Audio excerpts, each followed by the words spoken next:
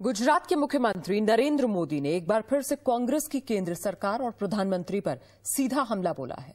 अहमदाबाद में जी media group के best market analyst award समारोह में मोदी ने कहा कि यूपीए सरकार की गलत नीतियों की वजह से देश के आर्थिक हालात बिगड़ रहे हैं। पैसा पेड़ों पर तो लगता नहीं है।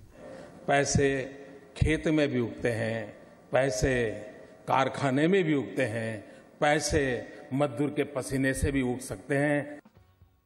जी बिजनेस के मंच से कुछ इस अंदाज में मोदी ने दिया प्रधानमंत्री मनमोहन सिंह को जवाब। बताया पैसे कहां कहां उग सकते हैं। पैसे खेत में भी उगते हैं, पैसे कारखाने में भी उगते हैं, पैसे मजदूर के पसीने से भी उग सकते हैं। आवश्यकता है सही नेतृत्व देकर के स्थितियों को बदला जा सकता है। हिंदुस्तान का किसान खेत में मजदूरी करता है, वो पैसे उगाता है।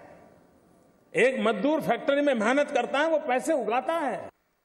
पैसों की बात चली तो मोदी ने डॉलर के मुकाबले रुपए की गिरती कीमतों को भी सरकार की नाकामियों से जोड़ दिया कि दिल्ली सरकार और रुपये के बीच में कंपटीशन चल रहा है।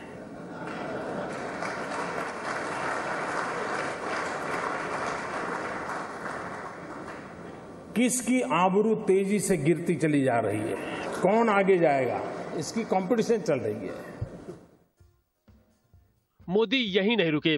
देश की खास्ता आर्थिक हालत के लिए पहले प्रधानमंत्री जवाहरलाल नेहरू भी उनके निशाने पर रहे। विदेशों से कर्ज लेने का प्रारंभ पंडित नेहरू ने किया। आजादी के कुछ ही समय में फर्स्ट 5 ईयर प्लान आया, विदेशों से कर्ज लेना शुरू किया। और तब वर्ल्ड बैंक का स्वतंत्र रूप नहीं था, अमेरिकन गवर्नमेंट की इच्छा से चलती थी। और उस समय पंडित नेहरू के जमाने में पहली बार कर्ज लिया गया। रुपए पैसे और नेहरू वाजपेयी के जमाने से लौटकर मोदी एक बार फिर मनमोहन सरकार पर बरसे। सरकार की निर्णय क्षमता पर सवाल उठाए। जो 9 साल में कोई निर्णय नहीं कर पाए, वो निर्णय कैसे कर सकते हैं जी?